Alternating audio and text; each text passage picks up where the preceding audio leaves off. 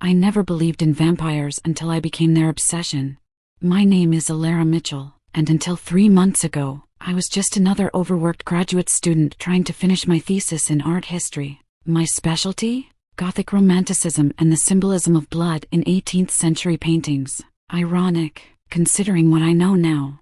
It was on a rainy October night when everything changed. I was working late at the university library, tucked away in my favorite corner surrounded by stacks of leather-bound books. The smell of old paper and ink had always been comforting to me. My attention was divided between my laptop screen and a particularly fascinating painting reproduction showing a pale woman with a single drop of blood falling from her finger onto a white rose.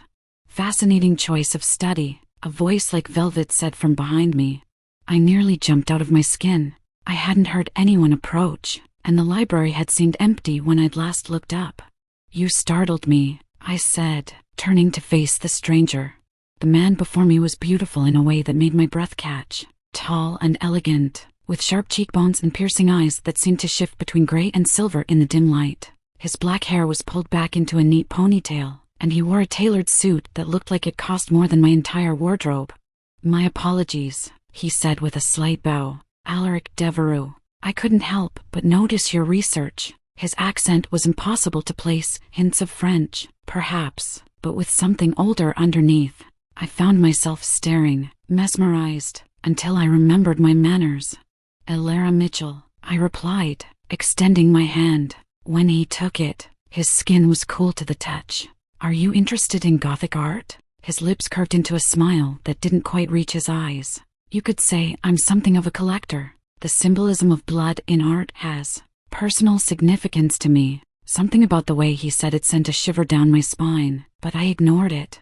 Instead, I found myself engaged in the most stimulating conversation I'd had in years. Alaric knew things about my research topics that weren't in any of the books I'd read, offering insights that made connections I'd never considered. "How do you know all this?" I finally asked, noticing that hours had passed in what felt like minutes. "I've had a long time to study these matters," he replied mysteriously, "but I'm afraid I must go. The night grows late, and you should rest." Before I could protest, he slid a business card across the table. "If you'd like to continue our discussion, perhaps you would join me tomorrow evening? I have some rare texts in my private collection that might interest you." I should have said no. Every instinct told me to be cautious of strange men inviting me to their homes, but there was something about Alaric that made caution feel unnecessary, compelling, even. I found myself nodding. "Excellent," he said, and there was something almost predatory in his smile. "Until tomorrow, Alara Mitchell." As he walked away, I realized the library was completely silent. The security guard should have been making his rounds, telling everyone the library was closing, but there was no one. When I finally packed up my things and left, the guard at the front desk looked at me with surprise. "Working late, miss? Library's been closed for an hour. Must have missed you on my final check." That was impossible. I'd been talking with Alaric, and surely the guard would have seen him leave, but I said nothing, clutching the business card in my pocket as I stepped into the cool night air. I didn't know it then, but I had just met my first vampire, and he would not be the last. The address on Alaric's card led me to a historic mansion on the outskirts of the city the following evening. The property was secluded, surrounded by ancient oak trees and protected by a wrought iron gate that opened as my taxi approached, as if someone had been watching for me. The taxi driver gave a low whistle. "Fancy place. You sure this is right?" "Yes," I said, trying to sound more confident than I felt. As the car pulled away, I stood before the imposing entrance, second-guessing my decision. The door opened before I could knock. A young man with tousled copper hair and startling amber eyes greeted me. Unlike Alaric's formal attire, he wore dark jeans and a fitted Henley that did nothing to hide his athletic build. "You must be Alara," he said with a grin that was both boyish and dangerous. "I'm Kieran. Alaric mentioned you'd be joining us tonight." "Us?" I hadn't realized there would be others. "Come in before you freeze," Kieran said, stepping aside. As I passed him, I caught a scent like cinnamon and cedar. The interior of the mansion was even more impressive than its exterior: high ceilings, antique furniture, and walls lined with art that would make my professors weep with envy. Kieran led me through several rooms, each more opulent than the last, until we reached a library that took my breath away. Floor-to-ceiling bookshelves covered every wall, interrupted only by tall windows and a massive fireplace where flames crackled pleasantly. Alaric stood by a large desk, examining an open manuscript with another man I hadn't met. "Our guest has arrived," Kieran announced. Alaric looked up and smiled. "Elara, I'm pleased you came." The third man turned, and I felt my heart skip. Where Alaric was elegant and Kieran was rugged, this man was darkly beautiful, with olive skin, curly black hair, and eyes so dark they appeared almost black. He wore all black, which only emphasized the intensity of his gaze. "This is Dante," Alaric introduced, "a fellow collector and scholar." Dante studied me without speaking, then inclined his head slightly. "Ms. Mitchell," he said, his voice accented with what sounded like Italian undertones. "Alaric has spoken highly of your research." I felt suddenly self-conscious, like a student being evaluated by professors far more knowledgeable than myself. "It's just a thesis project," I said modestly. "Don't diminish your work," came a fourth voice from behind me. I turned to find yet another man entering the library. This one was different from the others, platinum blonde hair falling in waves to his shoulders, eyes the pale blue of a winter sky, and a lean frame dressed in what looked like vintage clothing from another era. He moved with such fluid grace that he seemed to glide rather than walk. "Sebastian," Alaric said, "I see you've decided to join us after all." Sebastian approached me, taking my hand and bringing it to his lips in an old-fashioned gesture that should have seemed affected but somehow wasn't. "Enchanted," he said, his voice musical. "It's rare to find a mortal with such insight." Mortal. The word hung in the air like a confession, but before I could question it, Alaric smoothly intervened. "Sebastian has a flair for the dramatic," he said. "Now, I promised you rare texts, did I not?" For the next hour, I found myself in academic heaven as Alaric showed me manuscripts and books I'd only read about in references. Some were so old they required special handling, their pages fragile with age. The four men took turns pointing out details relevant to my research, displaying knowledge that seemed impossibly extensive. As the night progressed, I noticed peculiarities.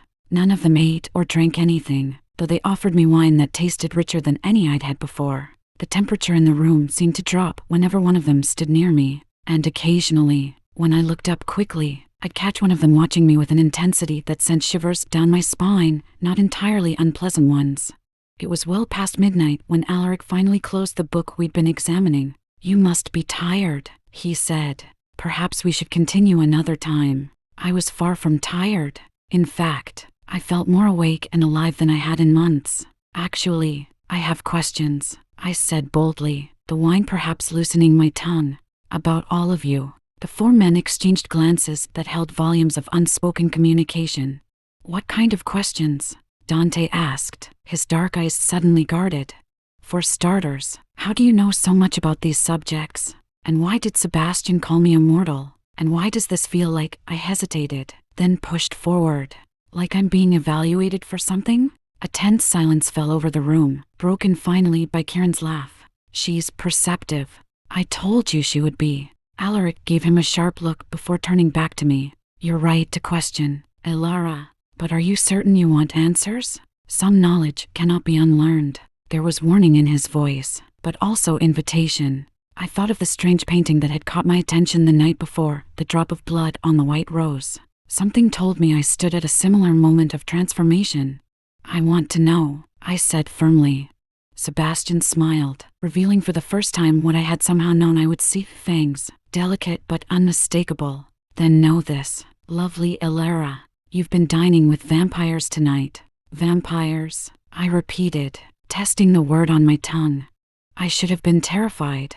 I should have run screaming from the mansion. Instead, a strange calm settled over me, as if some part of me had known all along. "You don't seem surprised," Dante observed, watching me carefully. "I'm processing," I admitted. "Part of me thinks this is an elaborate joke, but another part knows we speak the truth." Alaric finished for me. He moved closer, his silver eyes gleaming in the firelight. "Humans often sense our nature, even when their rational minds reject it. So the legends are true? The immortality, the blood drinking?" I asked, my academic curiosity overtaking my fear. Kieran snorted. "Some are. We don't burn in sunlight. Though Sebastian here gets a nasty rash. Sebastian shot him an irritated look. Sensitivity to UV radiation is a perfectly respectable condition among our kind. We don't turn into bats either, Dante added dryly. Though that would be convenient. Enough, Alaric said sharply. Alara deserves proper explanations, not trivia. He fixed his gaze on me. Yes, we require blood to sustain ourselves. Yes, we are immortal in the sense that we don't age or die naturally. But we are not the mindless monsters of cinema. We were all human once, Sebastian said softly. Some of us more recently than others. I looked around at each of them. How old are you all? I was born in 1463, Alaric said, in what is now France. My jaw dropped. You're over 500 years old? A mere child compared to Sebastian. Alaric nodded toward the blonde vampire. 812, give or take a decade, Sebastian said with a casual shrug, as if discussing the weather rather than centuries of existence. I'm the baby of the group, Kieran grinned. Just turned 200 last spring. I turned to Dante, who had remained silent. His dark eyes met mine. 476, he said simply. The reality of their existence began to sink in. These weren't men pretending to be vampires, they were actual immortal beings who had walked through history, witnessing events I had only read about in textbooks. Why are you telling me this? I asked, suddenly wary. Why reveal yourselves to me? The four vampires exchanged looks again, and I sensed tension in the air. That is complicated, Alaric said carefully. Let us say that you have qualities that interest us. What qualities? I pressed. Sebastian moved to stand beside me, and despite my newfound knowledge of his nature, I didn't flinch away. Your blood has a particular scent, he said, his voice dropping to a near whisper. Rare and compelling. I swallowed hard. You want to drink my blood? Yes, Dante said bluntly from across the room. But that's not all. Kieran rolled his eyes. Way to ease her into it, Dante. She asked for truth. Dante replied. I'm giving it to her. Alaric raised a hand, silencing them both. What my brothers are failing to explain properly is that you are what our kind calls a blood bond, a human whose blood resonates with vampire biology in a unique way. Resonates? I echoed. Your blood carries properties that strengthen us, beyond what ordinary human blood provides, Sebastian explained. It's exceedingly rare. In 8 centuries, I've encountered perhaps 3 blood bonds, and all 4 of you resonate with my blood? I asked incredulously. That's the truly unprecedented part, Alaric confirmed. Typically, a blood bond connects to a single vampire. Yet somehow, your blood calls to each of us. I stood up abruptly, needing space to think. So what happens now? You all take turns drinking from me until I'm drained dry? Kieran made a sound of protest. That's not how this works. A blood bond is precious, to be protected, not consumed. Historically, Alaric said carefully, a vampire would claim a blood bond as their exclusive companion. Often, the relationship would develop into more than mere sustenance. The implication hung in the air. I felt my cheeks flush. And since 4 of you are connected to me? I asked, trying to keep my voice steady. That's where our situation grows complicated, Dante said. We've agreed to let you decide the nature of your relationship with each of us. Or if you wish to have no relationship at all. I stared at him in disbelief. You're saying I have a choice? Complete choice, Alaric affirmed. You may walk away tonight and never see any of us again. We would not pursue you, though it would pain us greatly, Sebastian added softly. I looked at each of them in turn, Alaric with his aristocratic bearing, Sebastian with his otherworldly grace, Dante with his smoldering intensity, and Kieran with his dangerous charm. For immortal beings offering me, what exactly? And if I choose to explore this connection? I asked, my voice barely above a whisper.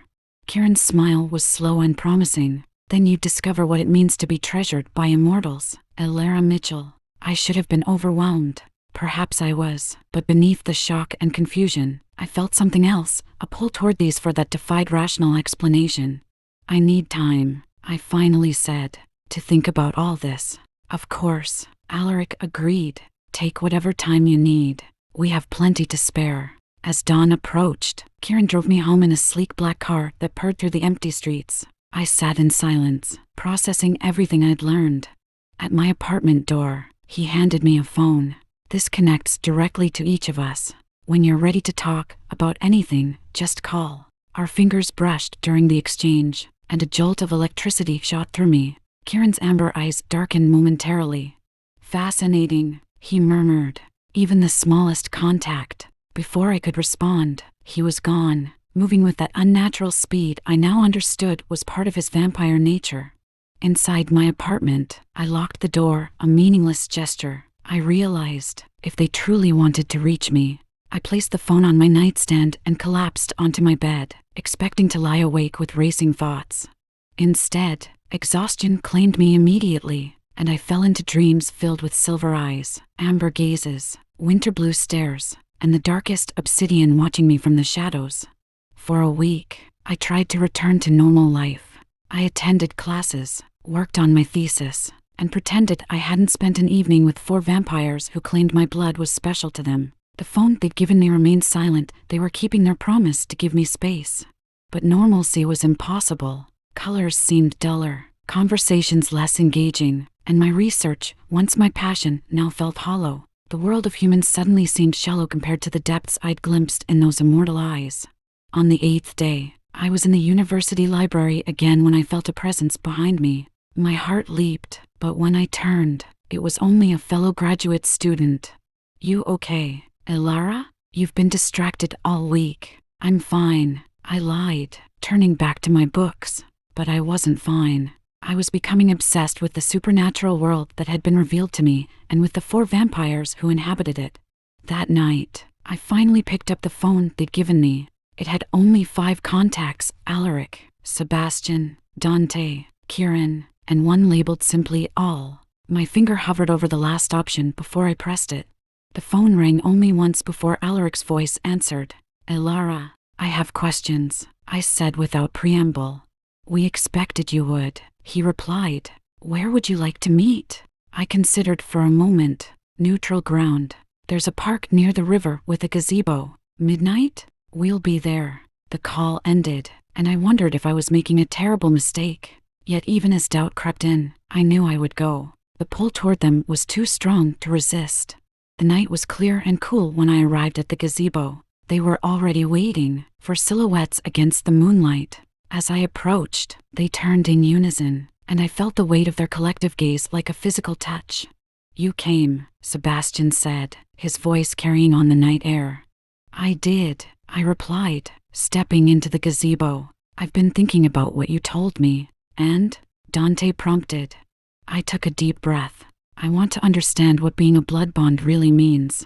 Beyond the biology, beyond the myths. What would my life look like if I accepted this connection? Alaric gestured to a bench, and I sat down, the vampires arranging themselves around me, not crowding, but close enough that I could sense their power, their otherness. "A blood bond is, at its core, a partnership," Alaric explained. "In exchange for small amounts of your blood, which would never harm you, you would receive our protection, our knowledge, our resources, and our devotion," Kieran added, his amber eyes gleaming in the darkness. "Many blood bonds eventually choose to become vampires themselves," Sebastian said, "though that would be years away, if ever." I processed this. "And the intimate aspect you hinted at before?" The air seemed to thicken with tension. "That would be entirely at your discretion," Dante said, his voice low and controlled. "The connection between vampire and blood bond is inherently sensual, but it does not demand physical intimacy, though it often evolves that way," Kieran added with a hint of his usual grin. "And with all 4 of you?" I asked, forcing myself to maintain eye contact despite my blush. "That is unprecedented," Alaric admitted, "but we have discussed it extensively. If you chose to form bonds with all of us, we would respect whatever boundaries you established." Sebastian moved closer, kneeling before me so we were at eye level. "What Alaric isn't saying clearly is that the 4 of us have coexisted for centuries.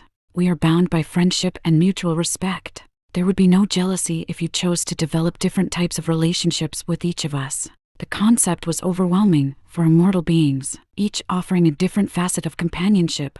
It defied conventional morality, conventional relationships. Yet something in me responded to the idea with unexpected acceptance. "I need one more thing before I decide," I said, gathering my courage. I need to experience what it means to give blood to a vampire, just once, to understand. The tension in the gazebo heightened immediately. I could see the hunger that flashed across their faces, controlled, but present. "Are you certain?" Alaric asked, his voice strained. "Once taken, this step cannot be undone." I nodded. "I'm certain." "Who?" Dante asked simply.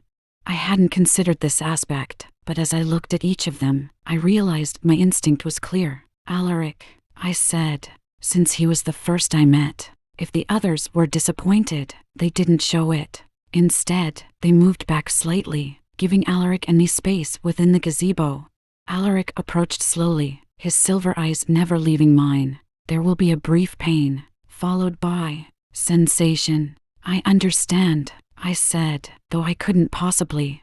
He took my hand gently, turned it palm up, and raised my wrist to his lips. His breath was cool against my skin, raising goosebumps along my arm. Then I felt the sharp prick of fangs, a moment of stinging pain that made me gasp. And then, pleasure, waves of it flooding from my wrist throughout my body, a warmth that made my back arch and a soft moan escape my lips. The sensation was intimate, intense, like nothing I'd ever experienced. Through half-lidded eyes, I saw the others watching, their expressions a mixture of hunger and something deeper. After what felt like both an eternity and mere seconds, Alaric withdrew. He ran his tongue over the small punctures, and I watched in fascination as they sealed immediately, leaving only the faintest marks. "Thank you," he said, his voice husky. I felt lightheaded but not weak. If anything, I felt more alive than before, every nerve ending tingling with awareness. "Now you understand," Sebastian said softly. I did. The exchange had been more than physical. I had felt Alaric's essence, his centuries of existence, flowing between us, a connection that transcended words. Looking at the 4 vampires surrounding me, I made my decision. "I choose to accept what I am to you," I said clearly. "All of you. I don't know exactly what form this will take, but I want to explore it." Relief and joy passed across their faces in varying degrees, Kieran's open grin, Sebastian's gentle smile, Alaric's intense gaze, even Dante's subtle nod of acceptance. "Then let us begin," Alaric said. The weeks that followed my decision blurred together in a whirlwind of discovery. I continued my studies, but my real education happened after dark, in the company of 4 vampires who were each determined to forge their own unique bond with me.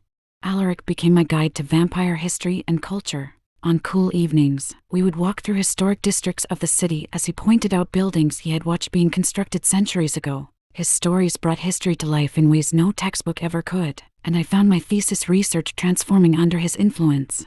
The symbolism of blood in these paintings wasn't merely artistic, he explained one night as we examined reproductions in my apartment. Many artists of that era were aware of our kind. Some were even kept as companions by vampires seeking to immortalize themselves in art, if not in photographs. "Were you ever painted?"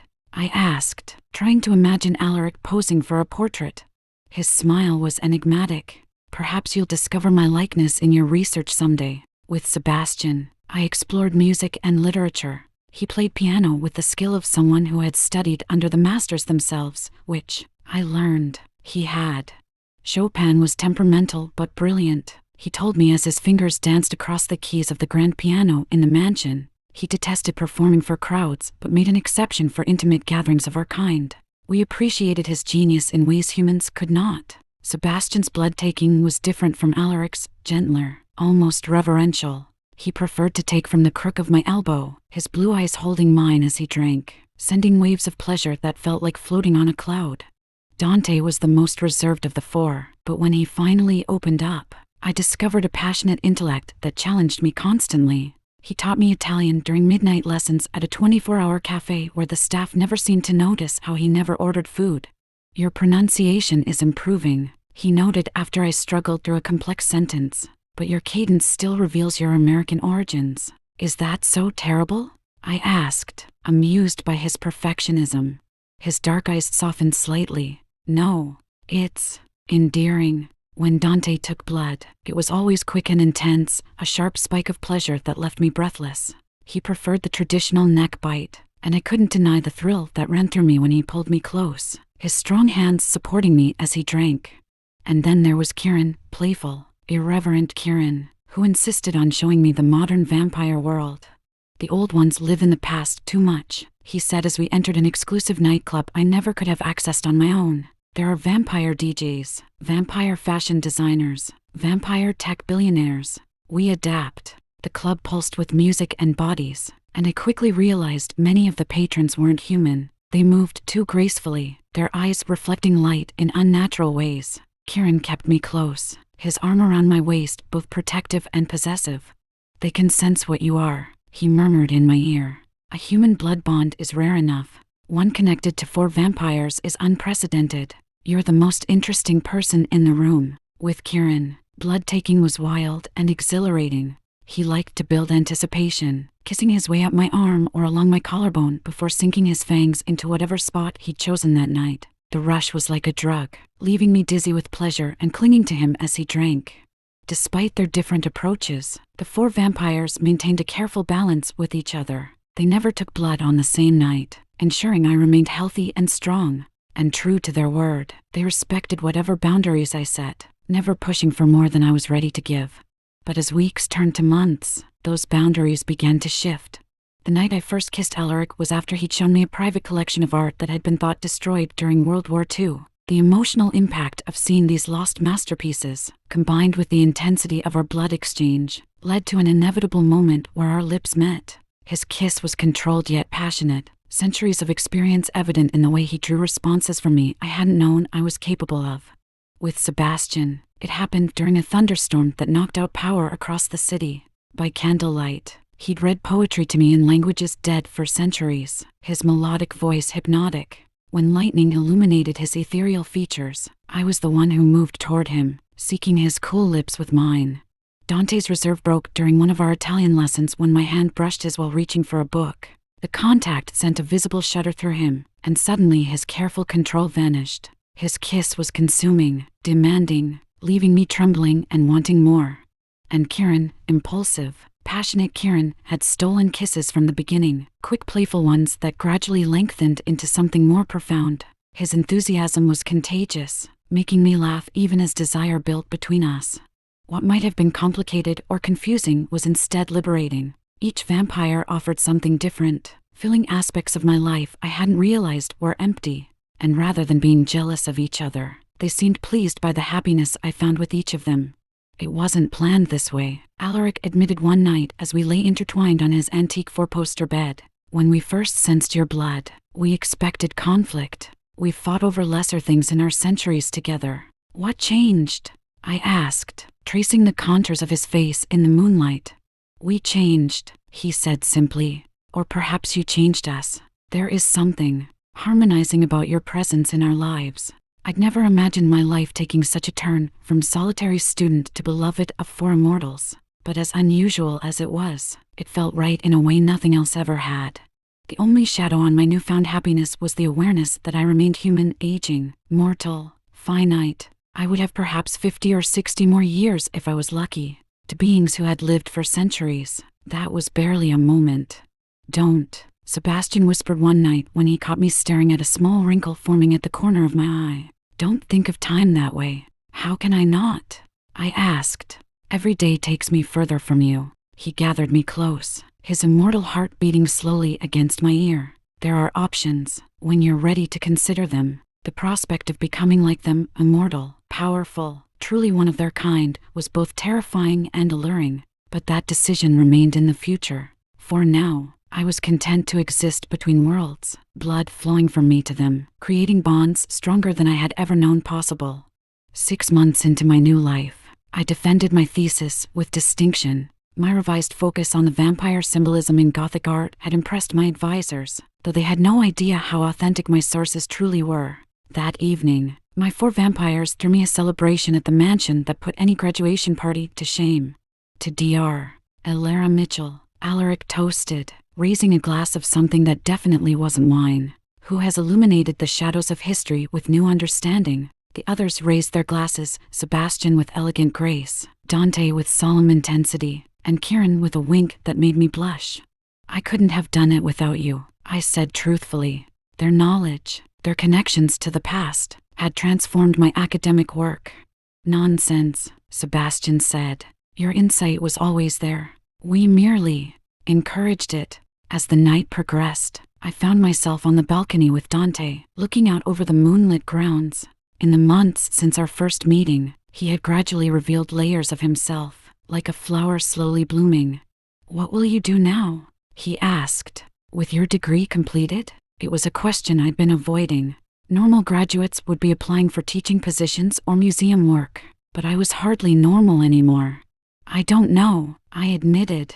Everything's changed. Dante turned to face me, his dark eyes reflecting starlight. You could travel, see the world through our eyes. I have homes in Venice, Florence, Rome, places where history breathes in every stone. The offer was tempting. And the others? Alaric has his chateaus in France, Sebastian his manor in England, Kieran his penthouses in various metropolises. His lips curved in a rare smile. We have eternity, Elara. We've acquired many dwellings. I leaned against the stone balustrade, considering possibilities I'd never imagined before.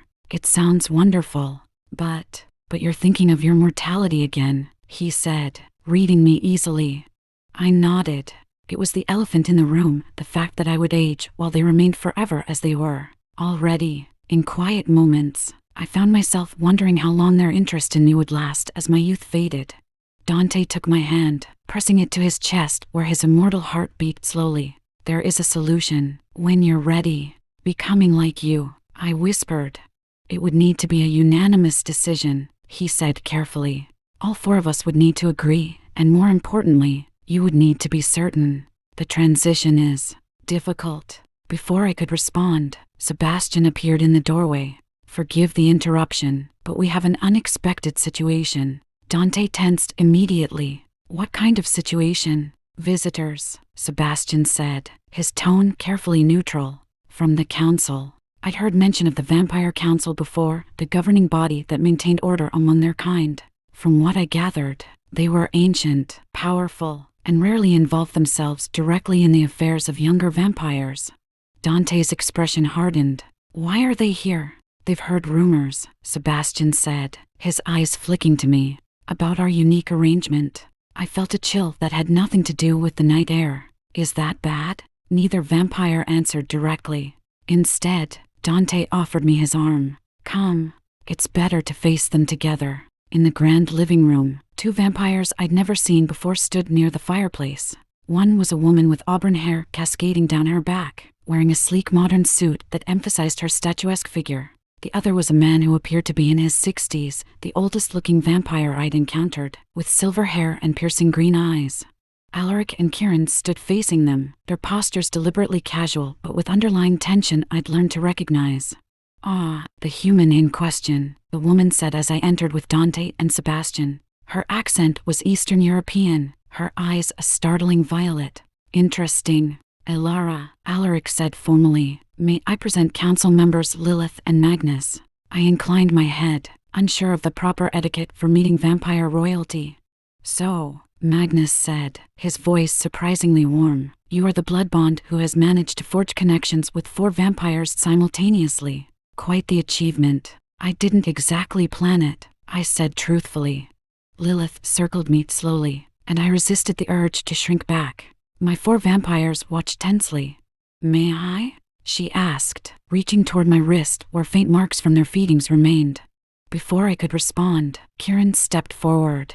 She is under our protection. Lilith arched an eyebrow. I mean no harm, young one. Merely curiosity. I extended my wrist, and she took it gently, running a cool finger over the marks. Her touch sent an unpleasant shiver through me, not like the pleasurable sensations I felt with my vampires. Extraordinary, Lilith murmured. The compatibility markers are strong with all 4 signatures. I've never seen this in 8 centuries. That's why we're here, Magnus explained, moving to stand beside the fireplace. A multi-bond of this nature hasn't been recorded in our histories. The council is concerned about potential implications. Implications? I asked, looking between the 2 council members and my 4 protectors. Alaric stepped closer to me, his presence reassuring. What Magnus means is that they fear the concentration of power. For vampires, sharing a single blood bond creates a unique energy dynamic, one that could upset certain balances. Lilith added, releasing my wrist. I noticed my vampires positioning themselves subtly around me, Alaric to my right, Sebastian to my left, Dante slightly behind me, and Kieran in front. A protective formation. Our arrangement is private, Dante said, his voice cool. It affects no one outside this household. Magnus raised a placating hand. We're not here to judge or interfere unnecessarily, but the council must ensure stability within our communities. What exactly are you proposing? Sebastian asked. Lilith's violet eyes fixed on me. We wish to observe the bond, to understand it, and to ensure the human is participating willingly. Of course I am, I said indignantly. Do you think they're forcing me? Magnus smiled slightly. No, but power imbalances can be subtle, especially between immortals and humans. Then observe, Kieran said with uncharacteristic seriousness. You'll find nothing improper here. Lilith and Magnus exchanged glances. Very well, Lilith said. We will stay for 3 nights. Consider us guests rather than investigators. The tension in the room didn't dissipate entirely, but it lessened.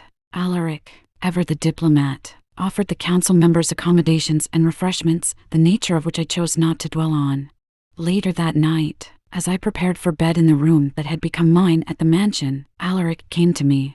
I apologize for the disruption, he said, sitting on the edge of my bed. Council visits are rare and usually unwelcome. Are we in trouble? I asked directly. He considered this. Not trouble, exactly, but our situation has drawn attention we would have preferred to avoid. Because it's unprecedented? Because it's powerful, he corrected. For vampires, sharing a blood bond creates a network of energy that amplifies our individual strengths. Some might see that as threatening. I sat beside him, taking his hand. And what do they think of me in all this? His silver eyes met mine. They likely see you as either a victim or a manipulator. They cannot conceive of the balance we've achieved. Then we'll show them, I said with more confidence than I felt. Alaric smiled, brushing a strand of hair from my face. Indeed we will. He leaned forward, kissing me softly. Rest now. The coming days may require all your strength. As he left, I wondered if I should be more afraid. But after months with my vampires, I'd learned to trust in the bonds we'd formed. Whatever the council's concerns, they couldn't change what had grown between us. The next 3 days were a strange combination of tension and performance. The council members observed our interactions with analytical detachment, occasionally asking probing questions about how our arrangement functioned. And you provide blood to all 4? Magnus asked over breakfast on the second day, breakfast only I was eating, naturally. Not simultaneously, I explained, trying not to feel like a specimen under a microscope. They're very careful about my health. Was his only response, making notes in a small leather-bound book. Lilith's questions were more personal, often when she caught me alone. Do you never feel jealousy among them? She asked as we walked through the garden that evening. For immortal men sharing one woman, it seems ripe for conflict. They're not just sharing me, I said, slightly offended by her framing. Each relationship is unique, and they've known each other for centuries. Their bonds with each other predate me. She studied me with those unsettling violet eyes. And if one wanted you exclusively, that hasn't happened, I said firmly. But if it did, I considered the question seriously. Then we would discuss it openly, as we have everything else. Lilith seemed dissatisfied with my answer, but before she could press further, Sebastian appeared on the garden path. Elara, he called. Alaric was hoping you might help him locate a particular text in the library. It was a transparent rescue, but I took it gratefully. As I passed Sebastian, he squeezed my hand reassuringly. By the 3rd night, I was exhausted from the constant scrutiny. The final test came in the form of a formal dinner again, with me as the only one actually dining on food. We have one last request, Magnus announced as I finished my meal. To complete our observation, we wish to witness a feeding. The room went silent. My 4 vampires exchanged glances. That is private, Dante said flatly. Nevertheless, Lilith countered, it is central to the bond we are here to assess. I looked at my vampires, seeing their reluctance. The feeding moments we shared were intimate, sacred in their way. Having them observed felt like a violation, but I also understood that refusal would only heighten the council's suspicions. I'm willing, I said quietly. if it will conclude your investigation. Elara, Kieran began to protest, but I shook my head. It's fine, I assured him. I choose this. After a moment of silent communication between them, Alaric nodded. Very well, but we set the terms. 1 feeding, observed but not interfered with. And Elara chooses who. Magnus inclined his head in agreement. All eyes turned to me, and I felt the weight of the decision. Each of my vampires had a different style of feeding, a different energy to their blood taking. For this public demonstration, I needed the one who would be least affected by the observers. Sebastian, I said finally. If the others were disappointed, they didn't show it. Sebastian simply nodded, his winter blue eyes meeting mine with understanding. We moved to the living room, where the soft lighting and familiar surroundings gave me some comfort. Sebastian sat beside me on the sofa while the others positioned themselves around the room, my vampires keeping a protective perimeter between me and the council members. Whenever you're ready, Sebastian said softly, taking my hand. I tried to focus only on him, to forget the watching eyes. Sebastian helped by creating a bubble of intimacy between us, his fingers gently brushing my hair back from my neck, his preferred feeding spot. Breathe, he whispered, his cool breath against my skin making me shiver. When his fangs pierced my neck, I gasped, but not in pain. The familiar rush of pleasure flooded through me, warming every nerve ending. I closed my eyes, surrendering to the sensation, my hand gripping Sebastian's arm as he drank. The connection between us opened like a flower, images, emotions, fragments of his centuries of existence flowing into me as my blood flowed into him. This sharing had always been part of the feeding, but tonight it seemed especially intense, as if Sebastian was deliberately showing the depth of our bond. When he finally withdrew, sealing the punctures with a gentle pass of his tongue, I felt the usual lightheadedness but also a profound sense of connection. Thank you, Sebastian murmured against my skin before straightening. I opened my eyes to find Lilith and Magnus watching with unexpected expressions, not the clinical detachment I'd expected, but something closer to awe. The energy signature is remarkable, Lilith said softly. The resonance patterns. Magnus closed his notebook. I believe we've seen enough. The council members departed the following morning without ceremony. Before leaving, Magnus took me aside briefly. Take care, young human, he said, his green eyes serious. You hold more power than you realize in this arrangement. Is that a warning? I asked. He smiled slightly. Consider it acknowledgement. The council will not interfere with your unusual family, provided balance is maintained. After they left, the mansion seemed to exhale, tension dissipating like morning mist. Well, that was unpleasant, Kieran declared, sprawling on the sofa. Let's not invite vampire politicians over again. I laughed, the sound breaking the last of the tension. Agreed, though I think we passed their test. With flying colors, Alaric confirmed. Their report will note that our bond is consensual and stable. Dante, who had been quietly observing, finally spoke. They were impressed by more than they admitted. A human capable of sustaining multiple vampire bonds is rare enough. One who thrives on it is unprecedented. Sebastian took my hand. They also saw that we are stronger together, all 5 of us. That evening, as the full moon rose over the mansion grounds, my 4 vampires led me to the center of the garden where a small stone circle had been laid out.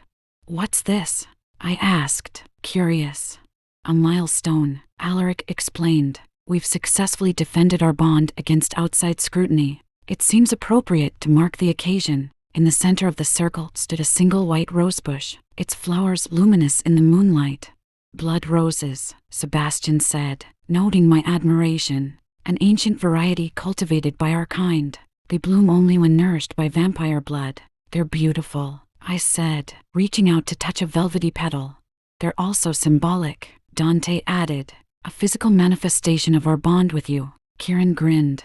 Less poetically, they're our way of saying we're all in this for the long haul. I looked around at my 4 vampires, Alaric with his ancient wisdom, Sebastian with his artistic soul, Dante with his smoldering intensity, and Kieran with his youthful passion. Each so different, yet each a vital part of the unusual family we'd formed.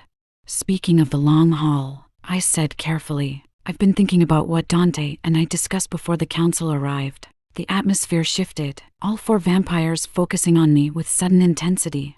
About my becoming like you, I clarified, though they clearly understood. I think I'm ready to consider it seriously. Silence fell over the garden, broken only by the soft rustling of leaves in the night breeze. Are you certain? Alaric asked, his silver eyes reflecting moonlight. There would be no going back. I nodded slowly. Not immediately, but soon. I don't want to waste the years we could have together worrying about the years we'll lose to my mortality. The four exchanged glances, one of their silent communications I'd grown accustomed to. The transition is difficult, Sebastian warned gently. Painful, even. And the adjustment period afterward can last years. I know, I said. You've all been honest about that. But I've made my choice. Kieran moved to stand beside me, taking my hand. For what it's worth, I vote yes. I want you with us forever. As do I, Sebastian said, joining us. Dante nodded solemnly. You've proven your strength many times over. I believe you would make the transition successfully. All eyes turned to Alaric, the eldest among them. He studied me thoughtfully before speaking. Immortality is both gift and burden, he said finally. But I cannot imagine eternity without you now that we've found you. He stepped forward, completing our circle. When you are ready, truly ready, we will guide you through the change. Standing there among them, surrounded by moonlight and blood roses, I felt a sense of rightness that transcended conventional understanding. My path had diverged from the ordinary human existence the moment Alaric spoke to me in the library, and I couldn't regret a single step of the journey. Not tonight, I said, smiling at their collective relief that I wasn't rushing the decision. But soon. After all, we have eternity to plan for. As one, they moved closer, enfolding me in their embrace, cool immortal skin against my warm humanity. In that moment, with 4 hearts beating in rhythm with mine, I knew I had found where I belonged. Among vampires, among immortals, among the creatures of night who had claimed me as their own, just as I had claimed them. The end.